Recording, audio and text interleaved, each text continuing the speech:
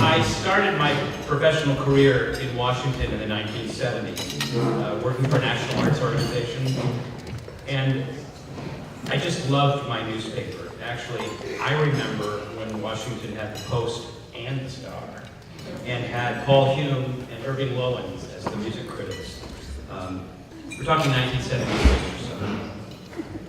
I've always loved Anne Midgette's writing, not just because she writes for the Washington Post, which I have that special feeling for. She's carried on and modernized the work of a music critic, and she's done a great job in a field, music criticism, which in many ways has some of the same issues that we've been talking about this weekend in arts education as well. But it's a field that's so important to the artistic future of our society, just like the work that music educators do. At the Washington Post, she's flourished and writes brilliant articles and reviews for a very important audience, including, by the way, a member of the class of '57, Jim Banter, who I think walked down the street one day to sort of make sure you knew that I was interested in asking you to speak here. Jim was very persistent, and he encouraged us to involve Anne in our presentation, which we would have done anyway, which is why you're here today. But we're happy. Don't. Yeah, that would be. This February,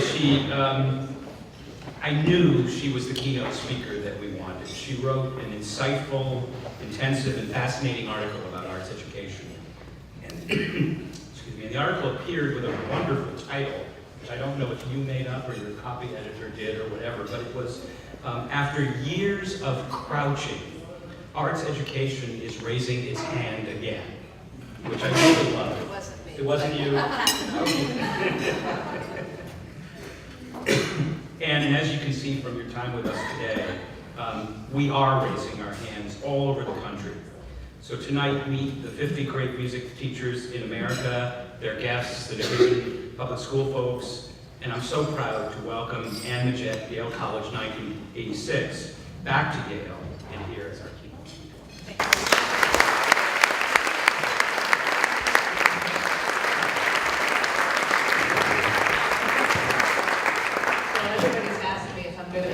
This week, but if I were to be reviewing this week, it would definitely be the clapping.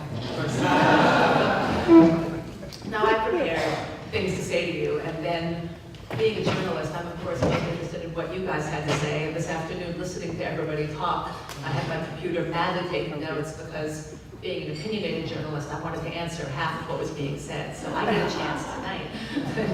But it meant throwing out a little bit what I was going to say, because I think it's more interesting to talk to the concerns that you all have. I am here, as Michael said, on the strength of having written this arts education piece. I've been writing about music for a long time, and I have not done many arts education pieces. They're a really hard sell, as many of you are probably aware. Educators are really underappreciated in the music world, in our society.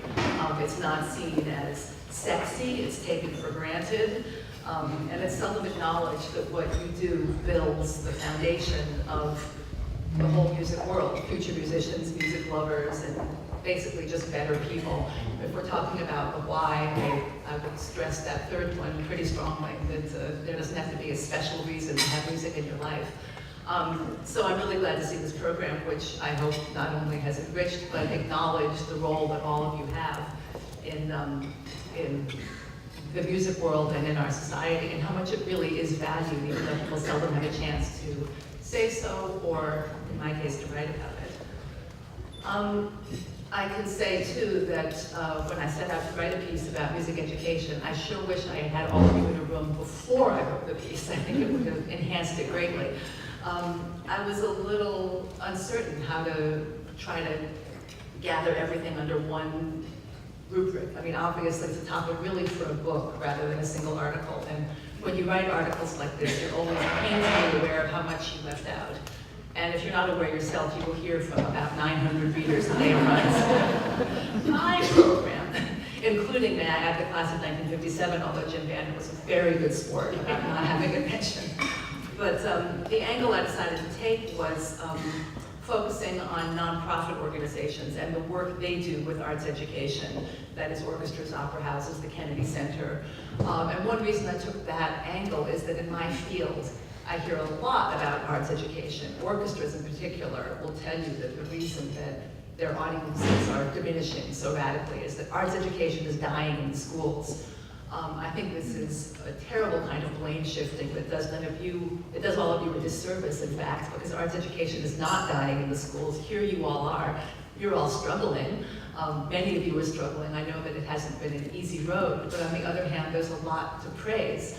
And if orchestras' audiences are diminishing, it is not solely because of arts education. And investing in arts education for an orchestra is a way to shift, to not look at the problems that they may actually have in attracting an audience and say, oh, well, it's the youth, and if they had been trained properly, we would have more audiences. And so you'll see in 30 or 40 years, when all of us have left our current positions, that this will pay off. This is really a fallacy. I think anybody who thinks of music education as a means to any end is barking up the wrong tree, although, especially from your remarks today, I'm aware that many of you are dealing with administrators who are happily barking away. But there are in fact not concrete ends to it, and to assume that you're going to fix anything specific by teaching music is limiting the role of music in an unfortunate way. The issue goes a lot deeper with that, certainly in the loss of orchestra audiences. There was a lot of talk this afternoon about a paradigm shift. It's going on at every level. It's going on certainly in journalism. People are not reading the newspaper anymore. I often joke that I have a seat on 2 sinking ships, classical music and journalism, but I have a really great berth on both of them. The Titanic playing away. But I will say that music will survive, and so will journalism in some form or other. You guys are a lot closer, perhaps, to the future of it than I am sitting in a newspaper. But the fact is that the audience that's not going to classical music today is not an audience of 20-somethings. It's an audience of my peers. It's an audience of 40 and 50-somethings. They don't naturally go to orchestra concerts. My friends, my Yale classmates are not an easy sell in an orchestra concert. And I was talking to some friends of mine recently about their children learning music. Many of my friends now have young teenagers and older teenagers, and they want them all to play instruments because it's good and it's illuminating, and they want them to listen to classical music and love classical music. And one friend's little girl looked at her and said, "But Mommy, you never listened to classical music." And my friend was caught up short and realized it was quite true. She had this idea that it was a good thing for her child, but she listened to entirely different things. Of course, you see this on every level. If you go to a Rolling Stones concert, the place is full of 70-year-olds, and that's just on the stage. But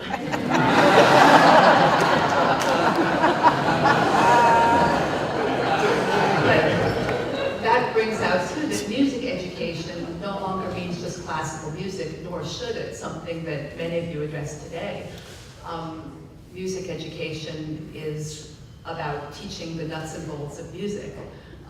The fact is that people identify themselves by the music they listen to, probably more strongly than ever before. The new technology that was discussed in so many ways, that kids are always plugged into their iPods, telling your friends what band you like is an identifier. When I was growing up in New York City, I listened to a lot of the old 60s, the Beatles, Chicago, the Rolling Stones, Simon and Garfunkel. When I was 15, we moved to southeastern New Mexico, which was a big jump, and I was in public high school there, and my music was all completely wrong, and I ditched my music and got new music, and top 40 music, which I'm admitting here very honestly. I got to Yale then, and I showed my new roommates proudly my collection of music, and I looked at their faces as they saw Barry Manilow, Air Supply. And I thought at that moment, I had an epiphany that was based completely not on aesthetics. I said, I have to get rid of this music, clearly, and I'm going to go for music that nobody can possibly questioned my liking, and I became a classical music nerd. I had grown up with music, obviously, and already loved classical music and had a lot of foundation for it, but there was an identification, a sense that I was going to mark myself by the music I liked. I bring this up because one teacher this afternoon spoke about his principal's inability to address why music was essential, why it was important to teach music. And I have a reason for him, which is that the kids in his school identify themselves by the music they listen to, not by the math class they're in, not by the English class they're in, by the music they hear. And you're touching the kids as music teachers through a love they already have. The trick is finding ways to connect to them through that love and amplifying that love. You don't have to make music to love it either. There is no rule that says that the successful mark of music education is the ability to make music. I am quite frank in my author bio on the Washington Post website about my musical background. I studied violin as a kid, I studied recorder, I played in recorder ensembles, I sang passionately. So I was mentioning before that I get internet criticisms of my person as a critic, as an occupational hazard. But I read one blistering attack on the internet about what a fool I was, which may or may not be true. And part of the point was that I was a failure. I was a failed singer, I was a failed violin player, and I was a failed recorder player. Isn't that interesting that we measure success in music by whether you do it professionally, rather than think, oh, how wonderful that she played recorder as a child and learned to appreciate music. You were not successful at it, or music is not worthwhile unless you have a measurable, tangible goal come out of it. And that says a lot about the misapprehensions with which many people approach music education, and about the difficulties that you guys may have in demonstrating why it's important. If it's a society in which not becoming a professional recorder player, a field in which there's not a lot of opportunity. Although I did do a profile of a recorder quintet. They had a publicity problem, but that's another issue. But that's part of the challenge, I think. And one of the skills that is important to address as anybody who loves music today is the need to talk to people who don't understand it. And that came up a lot today in you dealing with administrators, but it's actually a marketable skill.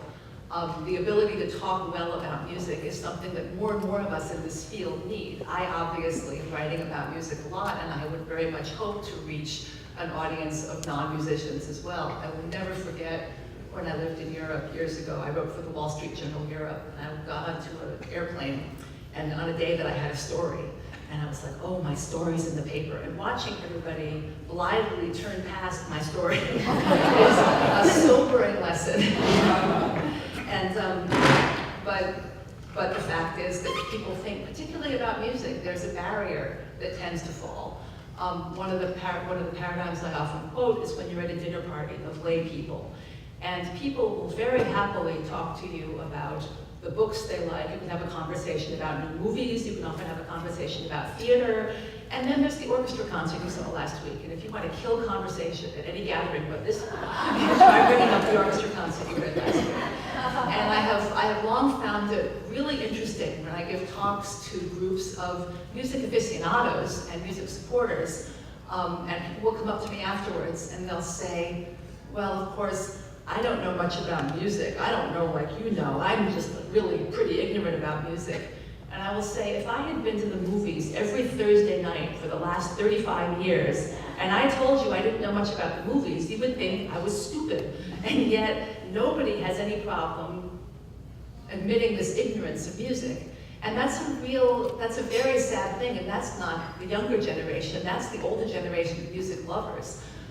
One of my great principles on the blog I keep is that it is the right of everybody to have an opinion about classical music.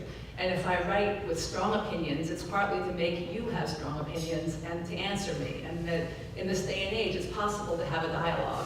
And that's one of the great benefits of living in the internet society, that people can write me back. And I had one man take me literally at my word. And every Friday morning, every Thursday night, I write an overnight review with the National Symphony Orchestra. And it runs in the Friday paper. And every Friday morning, he writes me an email about what he thought. And this has been going on for 3 years now. And every year, at the end of the year, he writes me a little summary. Well, I must say that his observations have gotten deeper and more interesting and more involved over time. And he wrote me at the end of last season, and he said, you know, I have not enjoyed going to the concert more than I have in the last 3 years.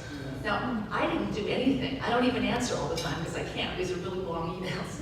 It's just the fact that he had the impetus to articulate what he was thinking. And this is somebody who already loved music. So I think we can't underestimate the degree to which talking about music, to which your ability to present your case to your administrator and to your students is something essential to what we're doing and to propagating the love of and interest in music.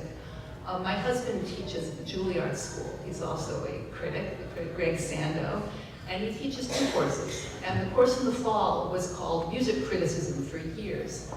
Well, he's had to change the title because he gradually realized that Juilliard students today don't really care about music criticism. They don't read music criticism. The reviews in the paper are really not that important to them. But talking about music is a skill they increasingly need because performers need to talk to audiences. And administrators need to talk to performers and to audiences, but the emphasis on being able to communicate what you think about music is part of becoming a more well-rounded musician, let alone lay appreciator.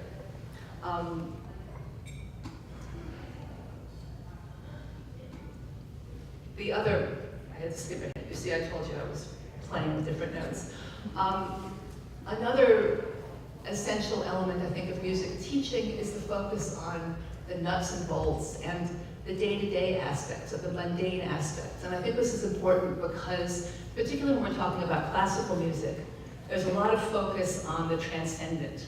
Marketing departments of orchestras will tell you it's about the big moment. And there was a lot of talk today about the important feelings of classical music and it's something bigger than us. And that's absolutely true. That's the big picture, and that's why we all love it, and that's why we live our lives to it. But an interesting thing happens when you start emphasizing the greatness of classical music, which is that it becomes, in a way, less essential. And I always say to orchestra marketers, if you are selling your concerts on the idea that, oh my God, this is the hugest thing that will ever happen to you, it's transcendent, it's incredible, audiences will think they really don't need more than 1 or 2 nights of that a year. How much transcendence can you take in your daily life? But the thing that you want to instill is a sense of its essential quality, the idea that you might want to go do it every Thursday night or every other Thursday night or whatever it is. And it's not just about the bigness. A really important aspect of classical music is the smallness of it. To be a great musician, you have to be able to focus on the details. And you have to be able to spell the alphabet before you can write an epic poem. And in many disciplines today, particularly in the internet age, people want the instant gratification of communication. People want to go in and paint some abstract painting without understanding how to do perspective. And people want to write or compose some great piece of music on the computer, which you can do now. But there's an invaluable service being taught by really teaching somebody competence in something and focusing on the small that enables us to get to the big and to communicate the importance of those details. Whatever level you're talking about, whether it's letting a kid play in a gamelan orchestra or experience a jazz improv or play violin or sing a pop song. Those are all equally essential but very concrete elements of why it's important to be able, why music is important in our lives and why it needs to be defended. There are not many ways to communicate how art is made, and how great artists are very often the ones who focus precisely on those details. When I was working on the education piece, I went to an inner city school in Washington, which is struggling, and it's one of the turnaround art schools that President Obama's Arts Commission has funded with aid to try to help improve test scores. And Yo-Yo Ma came to the school, and I'm there as a critic, and I said to somebody before this dinner that it's hard to be a critic about arts education because we all want arts education to flourish. It's a kind of fragile soap bubble. You don't want to be there being critical about this very great thing. I have no problem being critical about a bad musical performance because I think they need to get better, but arts education needs special advocacy because there are many people who do see it as a frill. But so in comes Yo-Yo Ma, and you guys have probably, many of you, been involved in these big celebrity things. The kids are waiting, and they wait some more, and then Yo-Yo Ma comes in, and then he shakes hands with everybody, and then there are all these pictures, and the kids are still waiting.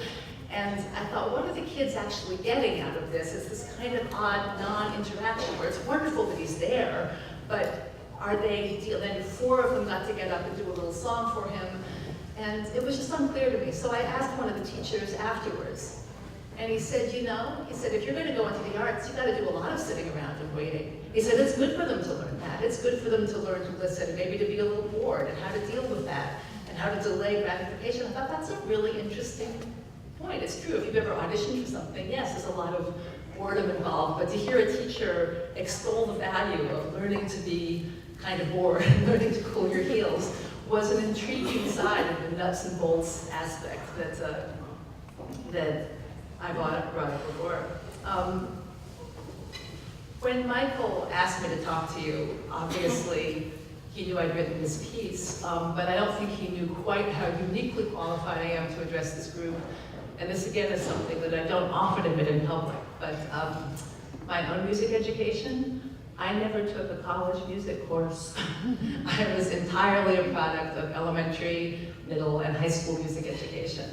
I never thought that I was going to grow up to be a music critic, obviously, or when I came to Yale, I would have availed myself of the wonderful opportunities. But it says a lot for the tools that were put into my hands by devoted teachers early on. And fortunately, Facebook exists, so I was able to look up the one teacher who made the biggest difference for me when I was between the ages of 8 and 15, and tell him what a difference he had made.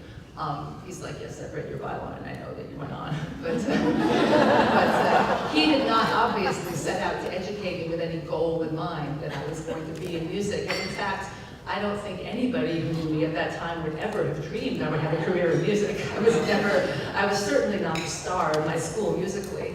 I went for the beginning years to a private school in New York, and one of my classmates gave her town hall debut at the age of 10. I was not on that scale. But what I learned there, yes, I learned some dictation, and I learned what conductors did. I also learned a whole wealth of show tunes in the 70s, and I learned a lot of Carole King and Joni Mitchell songs. That made me literate culturally in a way I would not have been otherwise. That connected me with my time and place. I didn't have exposure to a lot of that music apart from that. I wouldn't have predicted then, and I'm sure my music teacher wouldn't have predicted that that would also be something that I looked back on and drew on. Later, when, as I said, we moved to New Mexico, when I was 15, I was in public high school in Roswell, New Mexico, and I was part of one of those chorus programs. It was mentioned before that people debated whether touring was a good idea. Well, I was on that bus going up to Allstate. I was in the honor choir in Dallas, driving 10 hours. I owe a huge debt to the people, especially the chaperones, with a carload, a busload of 18 and 17 and 16-year-olds driving to Dallas. It's an amazing service, and that certainly shaped who I later became. Again, nobody was educating me with any kind of goal in mind. I think that the sad thing about arts education is this desire to quantify and the need to quantify, where the great thing about art is its ability to surprise, that the thing that most moves you is the thing you least expect. And that certainly is true in educating artists as it is in appreciating art or making art. And what you were giving by providing this tool chest is a way for people to continue educating themselves, to continue deepening their appreciation of this field, and to continue being surprised in all kinds of ways. And obviously, when we will probably never free ourselves of the need to quantify what it is that we do. But when I hear about some of the projects that you guys are undertaking, and people coming in and hearing kids composing music and kids riffing off different things and doing jazz, and those are the reasons you do it. That really is the why. I encountered recently the head of a think tank. He does public policy think tanks, and he contacted me because he wants the arts to be a part of his think tank. And he believes that, somebody mentioned today about how people get so compartmentalized and are often in little silos, and how music establishes connections. Well, this guy is trying to put his money where our mouths are and actually involve music in the idea of public policy and see if you expose people to culture on that level.